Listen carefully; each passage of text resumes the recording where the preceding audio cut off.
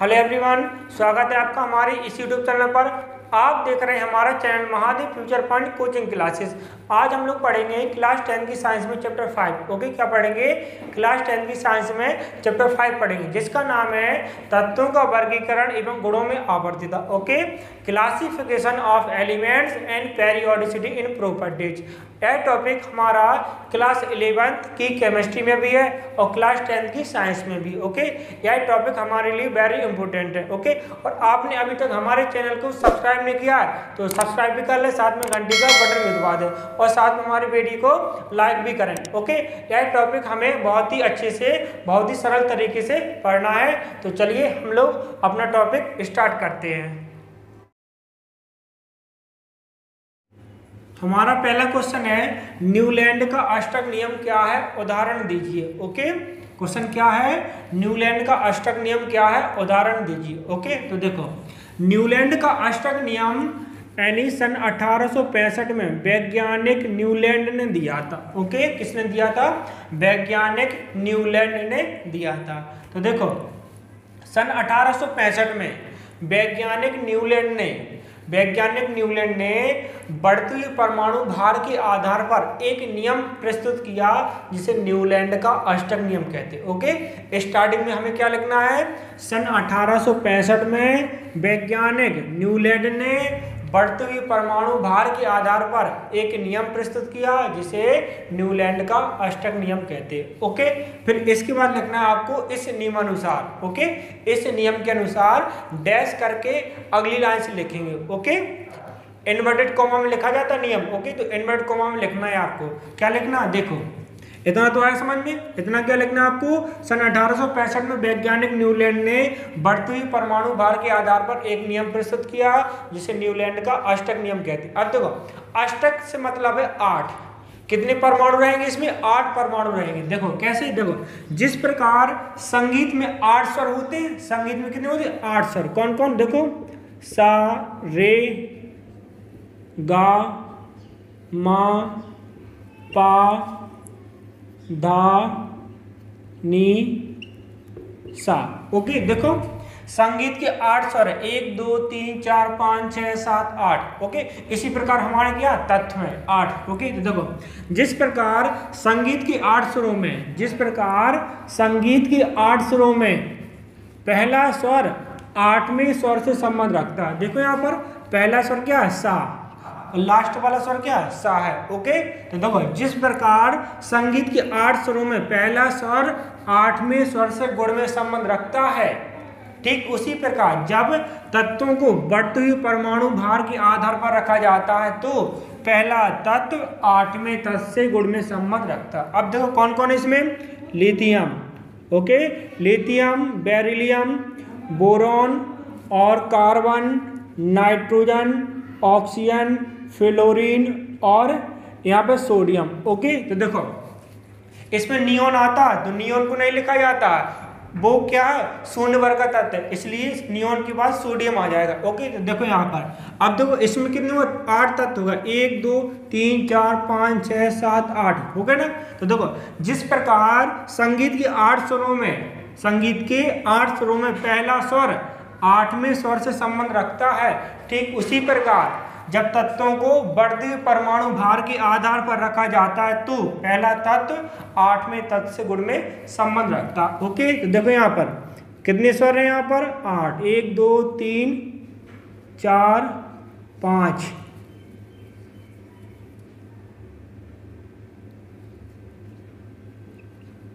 6 7 और 8। ओके, ध्यान रखना है आपको। जिस प्रकार संगीत के 8 स्वरों में पहला स्वर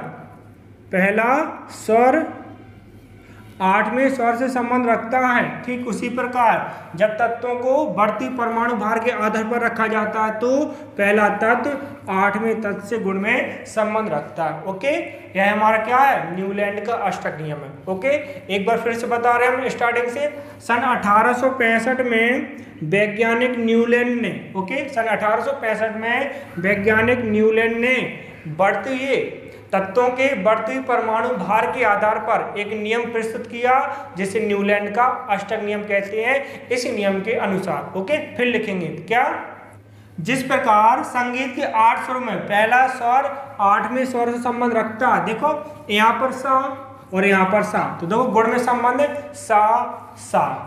तो जिस प्रकार संगीत की 8 स्वरों में पहला स्वर 8वें स्वर से संबंध रखता है, ठीक उसी प्रकार जब तत्वों को बढ़ती हुई परमाणु भार के आधार पर रखा जाता है तो पहला तत्व 8वें तत्व से गुण में संबंध रखता है। ओके, यह हमारा क्या है, न्यूलैंड का अष्टक नियम है। ओके, अब संबंध कैसे रखता है, देखो जैसे इसमें स्वर आ रहा है सा सा, इसी प्रकार देखो इनमें भी संबंध कुछ भी हो सकता है। देखो जैसे लिथियम और सोडियम दोनों एस ब्लॉक के तत्व हैं, दोनों वर्ग 1 के तत्व हैं, दोनों क्या है, धातु हैं, क्या है, धातु है, और दोनों की संयोजकता क्या है, 1 है। ओके, तो इस प्रकार से हमारा संबंध हो जाता है। इनमें क्या बहुत सारे संबंध है, तो कोई भी एक संबंध आपको पता चल जाए तो मतलब क्या संबंध बता रहा है, सीधी बात। किस प्रकार, जैसे यहाँ पर सा है और यहाँ पर सा, तो जैसे इसमें संबंध है सा सा, इसी प्रकार इनमें भी संबंध है। ओके, तो ध्यान रखना, जिस प्रकार संगीत के 8 स्वरों में पहला स्वर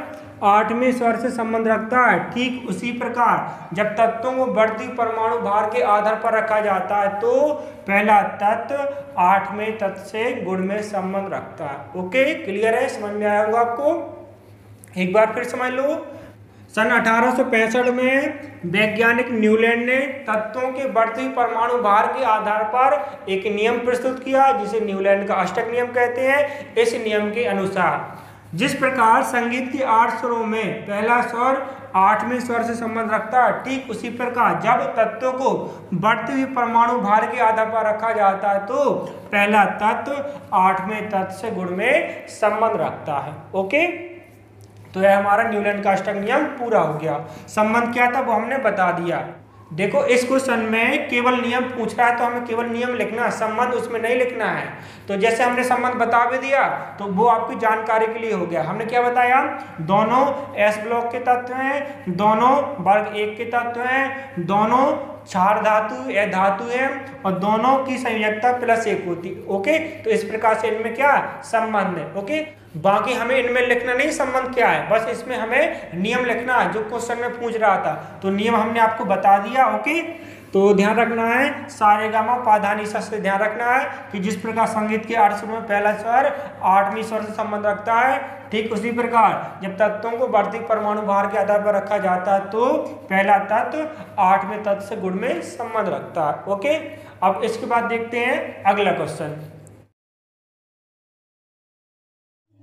हमारा क्वेश्चन है डॉबे-राइनर का त्रिक नियम लिखिए एवं उदाहरण दीजिए। ओके, क्वेश्चन क्या है, डॉबे-राइनर का त्रिक नियम लिखिए एवं उदाहरण दीजिए। ओके, तो देखो क्वेश्चन हमारा वैसे ही है जैसे न्यूलैंड का अष्टक नियम था। न्यूलैंड के अष्टक नियम में कितने परमाणु थे, 8 परमाणु थे, इसमें कितने 3 परमाणु। ओके, तो देखो सन 1829 में वैज्ञानिक डॉबे-राइनर ने, ओके, सन 1829 में वैज्ञानिक डॉबे-राइनर ने परमाणु भार के आधार पर, ओके, परमाणु भार के आधार पर एक नियम प्रस्तुत किया जिसे डॉबे-राइनर का त्रिक नियम कहते हैं। ओके, क्या लिखना है हमें, सन 1829 में वैज्ञानिक डॉबे-राइनर ने परमाणु भार के आधार पर एक नियम प्रस्तुत किया जिसे डॉबे-राइनर का त्रिक नियम कहते हैं। इस नियम के अनुसार, ओके, अब इस नियम के अनुसार क्या लिखना वो समझे। देखो ये है त्रिक समूह, तो दो 3 परमाणु है तो क्या बोला जाएगा, त्रिक समूह बोला जाएगा। ओके, तो देखो त्रिक समूह में बीच वाला तत्व तो इसका परमाणु भार देखना है। देखो इसका होता है 23, इसका होता है 7, इसका होता है 39। ओके, तो देखो इसमें थोड़ा समझ ले पहले, जैसे सोडियम है, यानी क्या सोडियम, तो सोडियम का परमाणु भार कितना है 23 है। ओके, सोडियम का परमाणु भार कितना है 23। अब देखो इसमें जो दूसरे तत्व बचे कौन कौन, लिथियम और पोटेशियम। सोडियम के अलावा कौन है, लिथियम और पोटेशियम। तो देखो यहाँ पर 7 और यहाँ पर 39 और बटे में 2। तो देखो यहाँ पर क्या किया हमने, 7 39 का निकाला औसत। क्या निकाला, औसत। औसत जानते हो ना आप, माध्य या समांतर माध्य जिसे बोलते हैं। औसत कहलाता है क्या, कुल पदों का जोड़ बटे कुल पदों की संख्या। तो देखो 7 39 का क्या किया हमने, जोड़ किया और बटे में 2 का भाग लगा दी, क्यों, दो संख्या हमारी 7 और 39 है। ओके, तो ये कहलाता है हमारा क्या, माध्य कहलाता है। ओके, क्या कहलाता है, माध्य कहलाता है। देखो अब क्या डेफिनेशन बनेगी हमारी इस नियम में कि त्रिक समूह में बीच वाले तत्व का परमाणु भार, तो बीच में कौन है, सोडियम। ओके, त्रिक समूह में बीच वाले तत्व का परमाणु भार अन्य दो तत्वों के परमाणु भार के औसत के बराबर होता है। देखो कैसे, देखो 23 बराबर 7 और 39 46। ओके, बटे में 2 का भाग लगाओ 46 में, 2 से काट दो 46, कितना आ जाएगा, 23 आ जाएगा। ओके, कितना आ जाएगा, 23।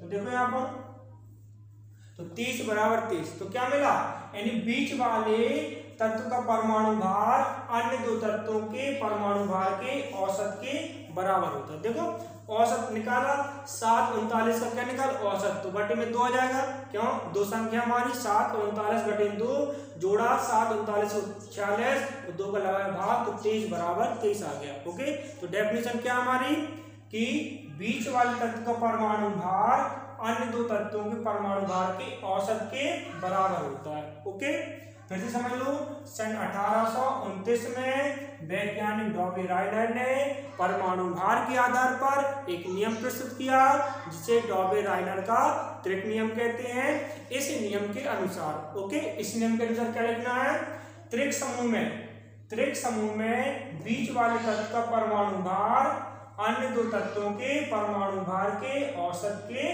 बराबर होता है। ओके, तो यह हमारा क्या है, त्रिक नियम है। ओके, किसका, डॉबे रायडर का त्रिक नियम है। ओके, समझ में आया आपको, क्लियर है ना। अब फिर से समझ ली एक बार और, फिर से समझा रहे, अगर कॉपी में नहीं लिखा है तो हम फिर से बोल रहे हैं, लिख लेना। ओके, सन 1829 में वैज्ञानिक डॉबी रायडर ने परमाणु भार के आधार पर एक नियम प्रस्तुत किया जिसे डॉबी रायडर का त्रिक नियम कहते हैं। इस नियम के अनुसार त्रिक समूह में बीच वाले तत्व का परमाणु भार अन्य दो तत्वों के परमाणु भार के औसत के बराबर होता है। ओके, ये हमारा क्या हो गया, डॉबी रायडर का त्रिक नियम हो गया। ओके, तो उसी प्रकार है जिस प्रकार से क्या था हमारा न्यूलैंड का अष्टक नियम, उसमें थे 8 परमाणु, इसमें कितने 3 परमाणु, 1 2 3। ओके, तो बीच वाले तत्व का परमाणु भार, तो परमाणु भार कितना 23, और अन्य दो तत्वों के परमाणु भार के औसत, यानी बटे में 2 कर दिया, जोड़ दिया, बटे में 2 कर दिया, औसत के बराबर होता है, अर्थात 23 बराबर 23 मिल गया। हमारा नियम यही है। ओके, डॉबी रायडर का त्रिक नियम। अब देखो त्रिक नियम क्यों बोला जाता है, 3 समूह है, यानी कितने परमाणु 3, तो त्रिक नियम बोला जाता था। उसमें कितने परमाणु थे 8, तो अष्टक नियम बोला जाता था। ओके, इसमें कितने परमाणु 3, तो त्रिक नियम। ओके, उसमें कितने परमाणु थे 8, तो अष्टक नियम। ओके, तो ध्यान रखना। तो क्लियर है, अच्छे से आया होगा समझ में। अब इसके बाद देखते हैं अगला क्वेश्चन। ओके, अब हमारा तीसरा क्वेश्चन है, मेंडलीव का आवर्त नियम और मेंडलीव की आवर्त सारणी को समझाइए। ओके, क्वेश्चन क्या है हमारा, मेंडलीव का आवर्त नियम और मेंडलीव की आवर्त सारणी को समझाइए। ओके, तो देखो इसमें 2 क्वेश्चन है, यानी 2 हेडिंग है आपकी, मेंडलीव का आवर्त नियम और मेंडलीव की आवर्त सारणी। ओके, तो आप लोग आंसर में पहली हेडिंग डाल लो, मेंडलीव का आवर्त नियम। ओके, पहले हम मेंडलीव के आवर्त नियम को समझा रहे हैं। ओके, तो देखो यहाँ पर यानी वैज्ञानिक है मेंडलीव, कौन है, मेंडलीव है। ओके, और सन है 1869। ओके, तो देखो यहाँ पे सन 1869 में वैज्ञानिक मेंडलीव ने, ओके, सन 1869 में वैज्ञानिक मेंडलीव ने परमाणु भार के आधार पर एक नियम प्रस्तुत किया जिसे मेंडलीव का आवर्त नियम कहते हैं। ओके, क्या है, सन 1869 में वैज्ञानिक मेंडलीव ने परमाणु भार के आधार पर एक नियम प्रस्तुत किया जिसे मेंडलीव का आवर्त नियम कहते हैं। इस नियम के अनुसार, ओके, फिर लिखना है क्या, तत्वों के भौतिक एवं रासायनिक गुण उनके, यानी किन के, तत्वों के परमाणु भार के आवर्ती फलन होते हैं। ओके, आवर्ती फलन। अब आवर्ती फलन का मतलब क्या होता है कि अब देखिए यहाँ पर आवर्ती फलन आया है इसमें शब्द, आवर्ती फलन क्या कहलाता है वो समझे। ओके, यानी जो तत्वों का अध्ययन किया जाता है, तत्वों के गुणों का अध्ययन किया जाता है वो कहलाता है क्या, आवर्ती फलन कहलाता है। ओके, अब आवर्ती फलन किसके आधार पर है, परमाणु भार, यानी परमाणु भार के आधार पर उनके क्या भौतिक एवं रासायनिक गुण है। ओके, तो देखो स्टार्टिंग से क्या लिखना है फिर से समझो। ओके, सन 1869 में वैज्ञानिक मेंडलीव ने परमाणु भार के आधार पर एक नियम प्रस्तुत किया जिसे मेंडलीव का आवर्त नियम कहते हैं। इस नियम के अनुसार तत्वों के भौतिक एवं रासायनिक गुण उनके परमाणु भार के आवर्ती फलन होते हैं। ओके, लिख गया ना। सन 1869 में वैज्ञानिक मेंडलीव ने परमाणु भार के आधार पर एक नियम प्रस्तुत किया जिसे मेंडलीव का आवर्त नियम कहते हैं। इस नियम के अनुसार तत्वों के भौतिक एवं रासायनिक गुण उनके परमाणु भार के आवर्ती फलन होते हैं। ओके, अब देखो इसके बाद डालना आपको हेडिंग क्या, यानी मेंडलीव की आवर्त सारणी। ओके, क्या डालना हेडिंग, मेंडलीव की आवर्त सारणी। तो देखो अब समझते हैं आवर्त सारणी। ओके, तो देखो सन 1869 है और वैज्ञानिक कौन है, मेंडलीव। ओके, तो सन 1869 में वैज्ञानिक मेंडलीव ने 63 तत्वों की खोज की थी। ओके, यानी मेंडलीव के समय कितने तत्व थे, 63 तत्व थे। ओके, तो सन 1869 में वैज्ञानिक मेंडलीव ने 63 तत्वों की खोज की थी। इन सभी तत्वों को बढ़ते हुए परमाणु भार के आधार पर, ओके, बढ़ते हुए परमाणु भार के आधार पर क्रमबद्ध रूप से एक सारणी में व्यवस्थित करके रख दिया। ओके, क्रमबद्ध रूप से एक सारणी में व्यवस्थित करके रख दिया था जिसे मेंडलीव की आवर्त सारणी कहते हैं। क्या लिखना है हमें, सन 1869 में वैज्ञानिक मेंडलीव ने कुल 63 तत्वों की खोज की थी। इन सभी तत्वों को बढ़ती परमाणु भार के आधार पर क्रमबद्ध रूप से एक सारणी में व्यवस्थित करके रख दिया था जिसे मेंडलीव की आवर्त सारणी कहते हैं। ओके, तो देखो कोई भी चीज होती है, हम कोई भी सामान लेते हैं, जैसे मार्केट से कोई भी सामान, यानी बहुत सारा सामान लाते हैं, तो क्या करते हैं हम उसको अलग अलग करते हैं और क्या करते हैं, यानी किसी टेबल पर, यानी किसी अलमारी में रख देते। ओके, इसी प्रकार वैज्ञानिक मेंडलीव ने 63 तत्वों को एक सारणी में रख दिया। उसी सारणी को बोलते हैं हम क्या, मेंडलीव की आवर्त सारणी। ओके, हमने क्या समझाया, जिस प्रकार से हम मार्केट से बहुत सारा सामान लाते हैं तो मार्केट से जो सामान लाते हैं उसको क्या करते हैं हम अलग अलग छांट कर कहीं पर अलमारी में रख देते हैं, किसी टेबल पर रख देते हैं। ओके, तो इसी प्रकार क्या किया, मेंडलीव ने 63 तत्वों को एक टेबल में रख दिया, यानी एक सारणी में रख दिया। उसी सारणी को, यानी जहां पर रखा था उसी सारणी को कहा जाता क्या, मेंडलीव की आवर्त सारणी। ओके, तो क्लियर है, समझ में आया होगा आपको। फिर से समझे, सन 1869 में वैज्ञानिक मेंडलीव ने 63 तत्वों की खोज की थी। इन सभी 63 तत्वों को बढ़ती परमाणु भार के आधार पर क्रमबद्ध रूप से एक सारणी में रख दिया था जिसे मेंडलीव की आवर्त सारणी कहते हैं। ओके, तो ध्यान रखना है, यह हमारा आवर्त नियम भी हो गया और हमारी आवर्त सारणी भी होगी। ओके, इस क्वेश्चन में क्या था, दो हेडिंग थी, मेंडलीव का आवर्त नियम था और मेंडलीव की आवर्त सारणी। हमने दोनों को अच्छी तरह से समझ लिया। ओके, तो आपको अच्छी तरह कॉपी में नोट कर लेना। ओके, अब देखते हैं इसके बाद अगला क्वेश्चन।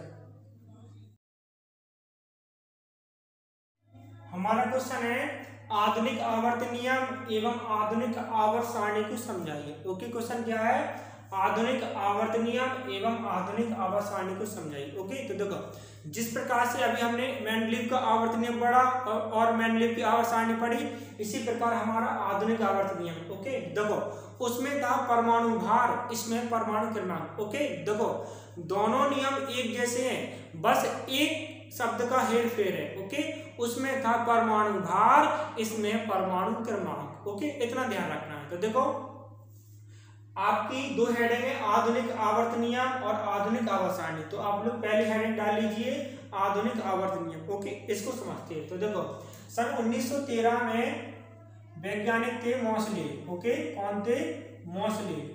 सन 1913 में वैज्ञानिक मोसले ने, ओके, सन 1913 में वैज्ञानिक मोसले ने परमाणु क्रमांक की खोज की थी। ओके, सन 1913 में वैज्ञानिक मोसले ने परमाणु क्रमांक की खोज की थी और सन 1913 में वैज्ञानिक मोसले ने परमाणु क्रमांक के आधार पर एक नियम प्रस्तुत किया था जिसे आधुनिक आवर्त नियम कहते हैं। ओके, ध्यान रखना, अगर आवर्त नियम आए तो किसका होगा, मेंडलीव का होगा, और आधुनिक आवर्त नियम आए तो किसका होगा, मोसले का होगा। ओके, तो ध्यान रखना है। सन 1913 में वैज्ञानिक मोसले ने परमाणु क्रमांक की खोज की थी। सन 1913 में, ओके, सन 1913 में वैज्ञानिक मोसले ने परमाणु क्रमांक के आधार पर एक नियम प्रस्तुत किया था जिसे आधुनिक आवर्त नियम कहते हैं, इस नियम के अनुसार। ओके, अब समझना, देखो हमने क्या बताया, उस नियम में मेंडलीव की आवर्त नियम में क्या था, परमाणु भार, इसमें परमाणु क्रमांक। ओके,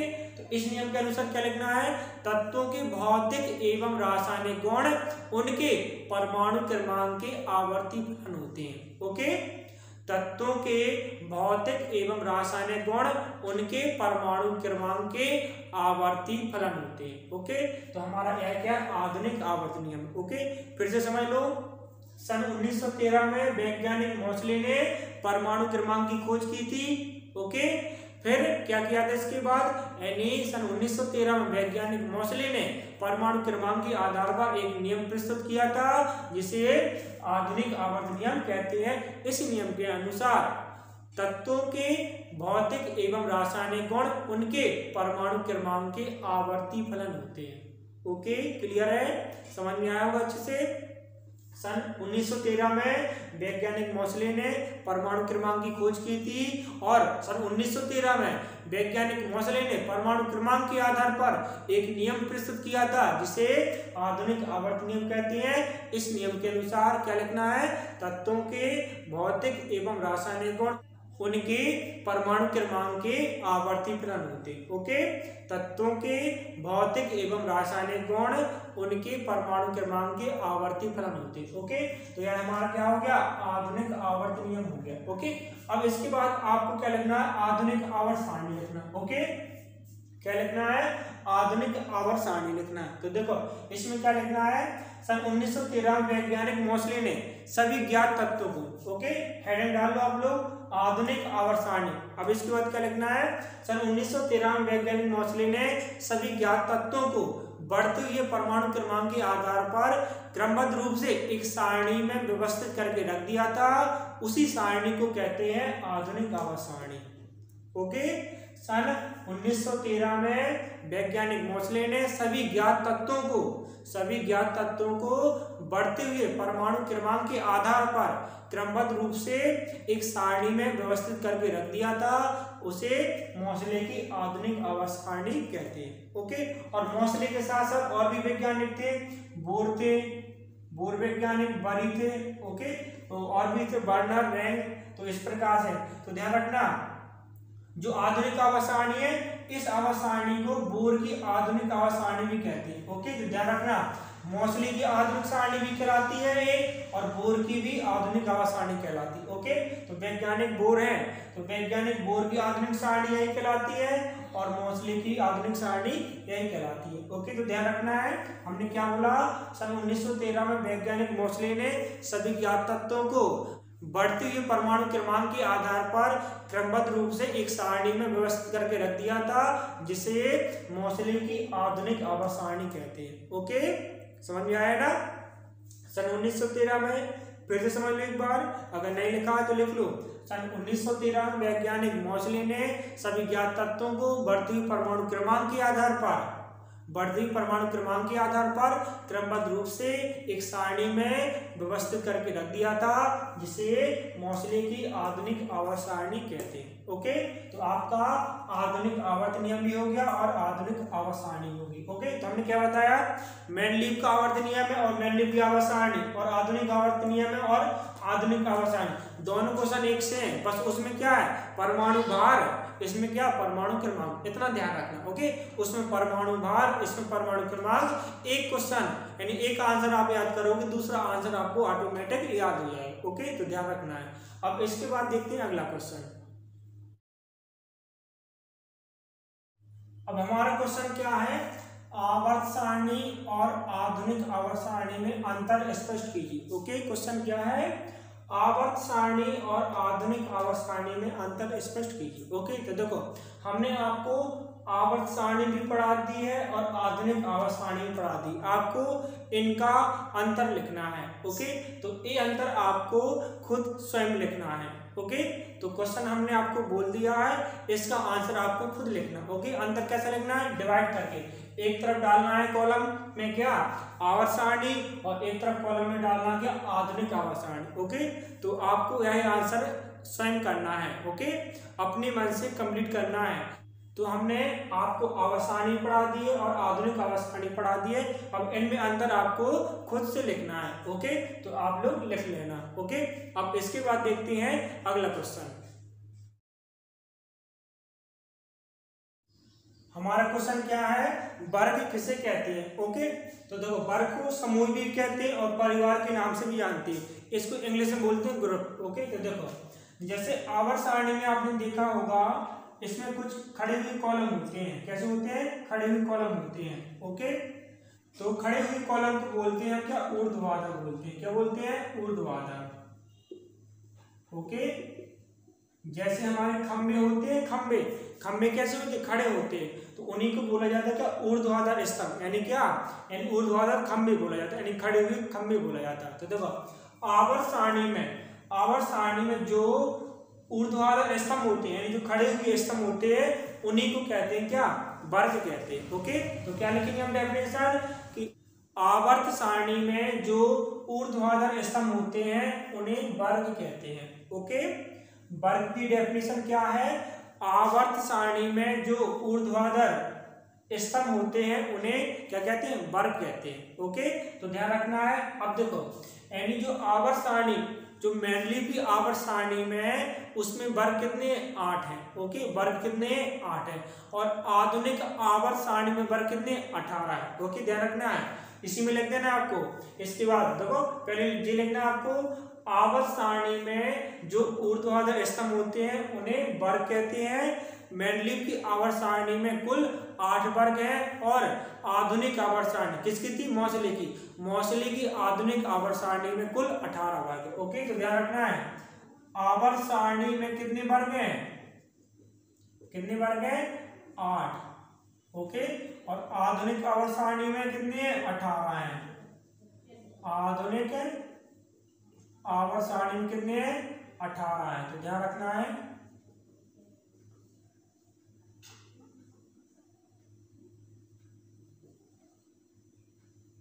तो आवर्त सारणी में कितने वर्ग है 8, और आधुनिक आवर्त सारणी में कितने वर्ग है 18। ओके, तो क्या डेफिनेशन हमने आपको बताई है, आवर्त सारणी में जो ऊर्ध्वाधर स्तंभ होते हैं। ओके, आवर्त सारणी में जो ऊर्ध्वाधर स्तंभ होते हैं उन्हें वर्ग कहते हैं। आवर्त सारणी में मैनलिपि की आवर्त सारणी में कुल 8 वर्ग है, और मौसली की आधुनिक आवर्त सारणी में कुल 18 वर्ग है। ओके, तो इस प्रकार से हमारी वर्ग की डेफिनेशन भी होगी। ओके, अब देखते हैं इसके बाद अगला क्वेश्चन।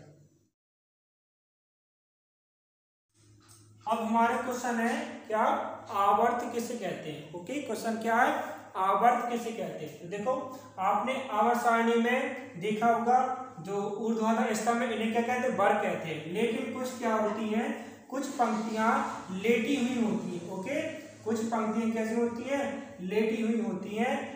ओके, तो इन्हीं को बोलते हैं हम क्या, आवर्त बोलते हैं, क्षैतिज पंक्तियां। ओके, क्षैतिज पंक्तियां क्या होती है हमारी, जो लेटी हुई है। ओके, आवर्त सारणी में जो क्षैतिज पंक्तियां अर्थात जो लेटी हुई पंक्तियां हैं उन्हें आवर्त कहते हैं। ओके, आवर्त सारणी में जो क्षैतिज पंक्तियां होती हैं। ओके, क्षैतिज पंक्ति का मतलब क्या है, लेटी हुई पंक्तियां। आवर्त सारणी में क्षैतिज पंक्तियां होती हैं उन्हें आवर्त कहते हैं। ओके, आवर्त सारणी में जो क्षैतिज पंक्तियां होती हैं उन्हें आवर्त कहते हैं। ओके, तो देखो आवर्त सारणी और आधुनिक आवर्त सारणी, आवर्त सारणी और आधुनिक आवर्त सारणी,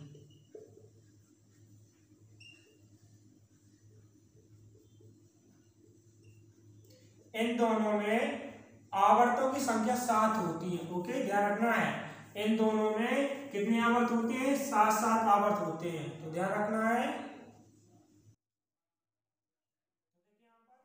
तो देखिए यहाँ पर आवर्त सारणी में कितने आवर्त है 7, और आधुनिक आवर्त सारणी में भी कितने आवर्त है 7। तो हमें क्या लिखना है इसके बाद, तो पहले तो हमें यही लिख देना है क्या, कि आवर्त सारणी में जो क्षैतिज पंक्तियां होती हैं उन्हें आवर्त कहते हैं। ओके, आवर्त सारणी में जो क्षैतिज पंक्तियां होती हैं उन्हें आवर्त कहते हैं। और आवर्त सारणी और आधुनिक आवर्त सारणी दोनों में कुल 7 आवर्त होते हैं। ओके, ध्यान रखना है, आवर्त सारणी और आधुनिक आवर्त सारणी दोनों में कुल 7 आवर्त होते हैं। ओके, समझ में आया आपको?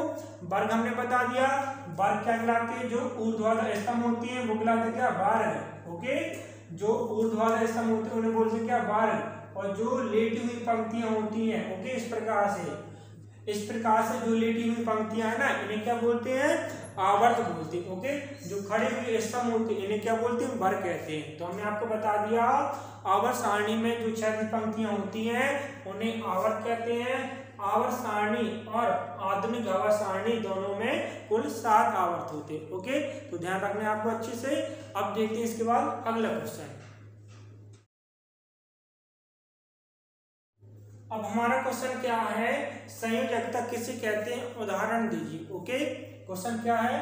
संयोजकता किसे कहते हैं? उदाहरण दीजिए। ओके, तो देखो हमें संयोजकता को 2 प्रकार से समझना। ओके, तो देखो पहला समझे, देखो जो परमाणु होते हैं, परमाणु के बाहरी कक्षा में जितने इलेक्ट्रॉन होते हैं उन्हें क्या कहते हैं? परमाणु की संयोजकता कहते हैं। ओके, परमाणु के बाहरी कक्षा में जितने इलेक्ट्रॉन होते हैं उसे परमाणु की संयोजकता कहते हैं। ओके, और दूसरी डेफिनेशन यह है कि परमाणु अणु बनाने के लिए जितने इलेक्ट्रॉन का लेन देन करता है उसे परमाणु की संयोजकता कहते हैं। ओके, हमने आपको 2 प्रकार से बताई है।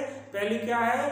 परमाणु की बाहरी कक्षा में जितने इलेक्ट्रॉन होते हैं उसे परमाणु की संयोजकता कहते हैं। अथवा में क्या बताई हमने कि परमाणु अणु बनाने के लिए जितने इलेक्ट्रॉन का लेन देन करता है, ओके, लेन देन करता उसे परमाणु की क्या कहते हैं? संयोजकता कहते हैं। अब देखो समझे, जैसे इंडिया में नौजवान होते हैं, ओके, सैनिक होते हैं। तो सैनिक कहां पर होते हैं? यानी इंडिया के बीच में होते हैं क्या? नहीं, इंडिया के बाहर, मतलब क्या?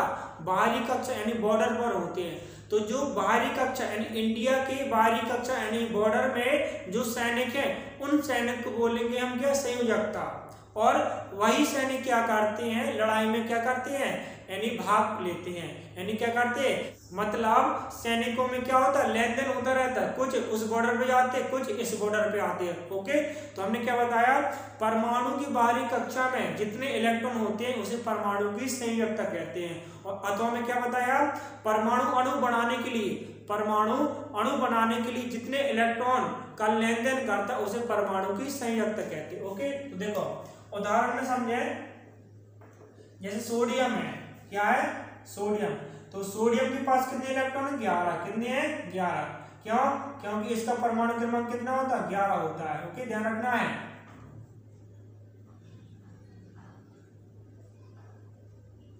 अब देखिए यहाँ पर सोडियम के पास कितने इलेक्ट्रॉन है? 11। कितने इलेक्ट्रॉन? 11। अब देखो हमें इन इलेक्ट्रॉन को कक्षाओं में भरना है। क्या करना है? कक्षाओं में।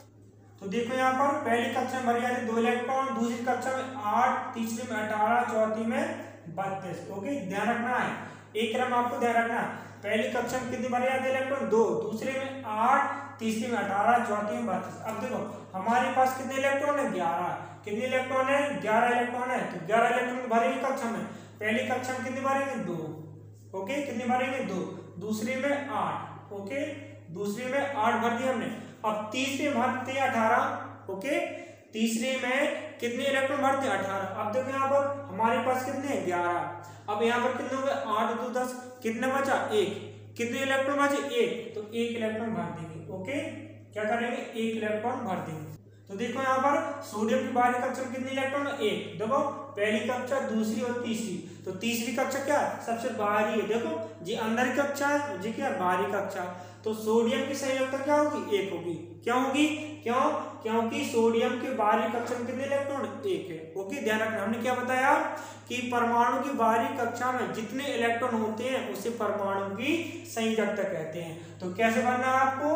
पहली में 2 इलेक्ट्रॉन भरना है, दूसरे में 8, तीसरी में 18। अगर नहीं है मैक्सिमम भरना 18, अगर नहीं है तो उतनी भर देंगे। जैसे हमारे पास कितने इलेक्ट्रॉन थे 11, तो पहली में 2 भर दिया 8, 8 2 कितने में 10 और तीसरे में 1 भर जाएगा। ओके, हमारे पास 1 इलेक्ट्रॉन बचा तो 1 इलेक्ट्रॉन भर दिया हमने। ओके, तो देखो 12वीं कक्षा, तो 12वीं कक्षा कौन है हमारी, तीसरी कक्षा, पहली दूसरी और तीसरी, तो तीसरी कक्षा में कितने इलेक्ट्रॉन 1, तो क्या हो जाएगी सोडियम की यानी सोडियम परमाणु की संयोजकता क्या हो जाएगी, क्या हो जाएगी 1 हो जाएगी। ओके, क्या हो जाएगी 1।